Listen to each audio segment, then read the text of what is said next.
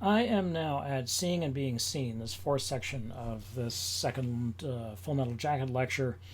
And seeing for Kubrick is always huge.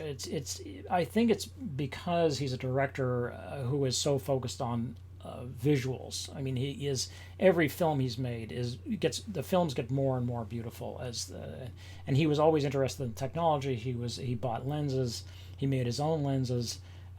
He was a highly technical director, so seeing always has a huge role in the texts. It certainly does in 2001, and Clockwork Orange. It is arguably at the center of the whole thing. I mean, it is, although behavioral science is also at the center of it.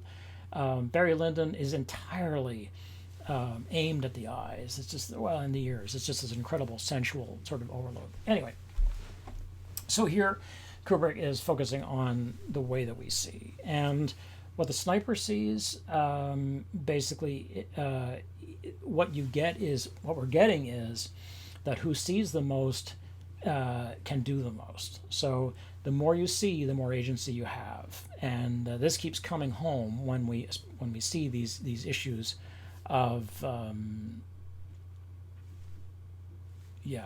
sort of the visuals. Okay, so have a look at this next clip, which is the sniper. Okay.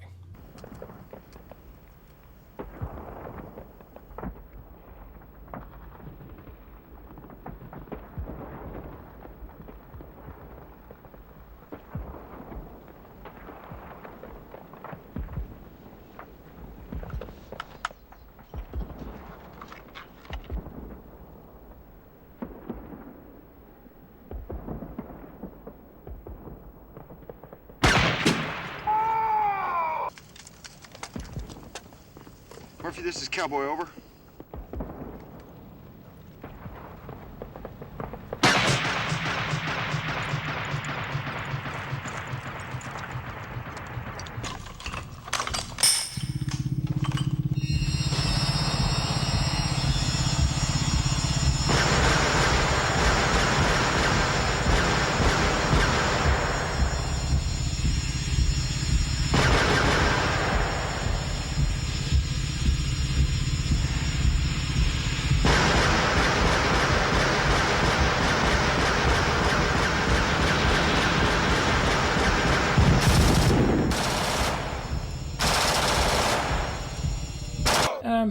What we see then is that, the sniper has this sort of uncanny vision, and I'm prepared to use uncanny in the way that would make Freud happy, in the sense that she can almost see through the world, and she can see through a cowboy, and he doesn't realize that he is standing. That these holes they're standing near are deadly. Now, he would know that, but the point is you can't have your eyes open all the time. And this is what happens in battlefields. You get behind a house and you think you're safe, and it turns out there are holes in the wall, and you get killed. And that's why people get killed in wars. It's because they can't be aware all the time, no matter how jammed up their nervous systems are. And she becomes then there are these few moments of slow motion which Kubrick is very careful to use, around the men being shot and their feet exploding, that basically the incredibly painful shots of the extremities exploding because of the bullets, and the sniper being caught when they finally track her down, and she turns around in slow motion and begins to fire, and we see Joker trying to use his M16, and Joker's pretty good. He uses his M16 at jams, which is typical of the M16 at this point. It was more often a jamming rifle than a useful rifle. They were just terrible. He throws that down. He gets his sidearm again, very unusual, but he's doing pretty well.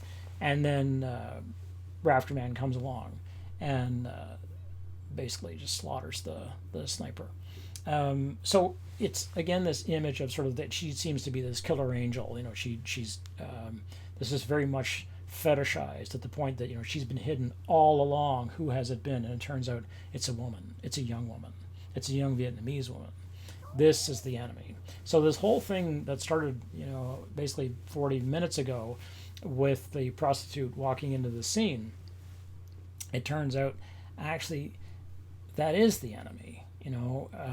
You are either, or maybe it's the same. It's basically the same thing. These women are rape targets because the men would like to rape them to death, which in Vietnam was called being a double veteran. If you raped a woman and then shot her, the term for that as an American was to be called a double veteran, and people bragged about it. Okay, some people bragged about it, not everybody bragged about it. Okay, so then we have the next issue, which is, here's some cadence, which I was talking about before. Okay, have a look at this. I don't know, but I've been told. I don't know, but I've been told. Eskimo pussy is mighty cold. Eskimo pussy is mighty cold. Good. Good. Feel good. Feels good. Feels good. Feels good. Real good. Real good. Tastes good. Tastes good. Mighty good. Mighty good. Good for you. Good for you. Good for me. Good for me. Okay.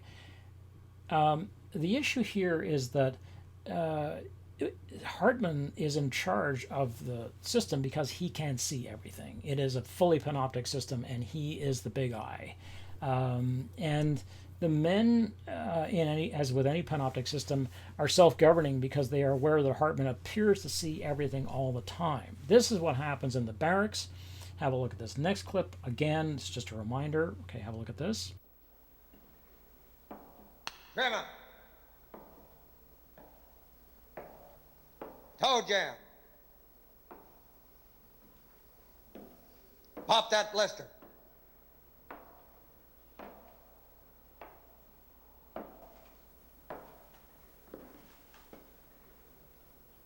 Jesus H. Christ.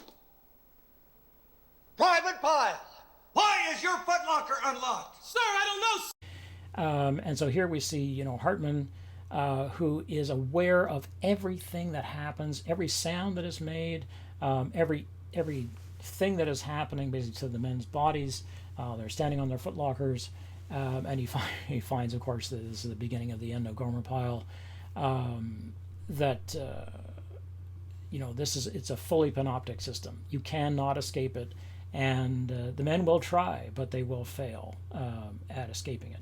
So what we have then are these three different kinds of being seen. But seeing is always power for Kubrick, and the more you see, the more power you have. So the person who ultimately has the most power is the sniper. Even if she gets killed, for a time, she is the primary viewer. The main viewer, of course, is supposed to be us. We're supposed to have the most power. But Kubrick is not like that. Kubrick is a very directive director. Some directors are like, oh, you can make what you want.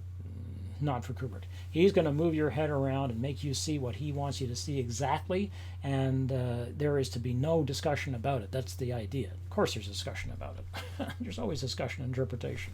But Kubrick would like it, he'd like to fix your head. And this is very much what you see in Clockwork Orange. Here's an image of this, where they're trying to train Alex behaviorally, and so they clamp his eyes open. There are such things. I mean, this is actually, anyway, yeah, it's done.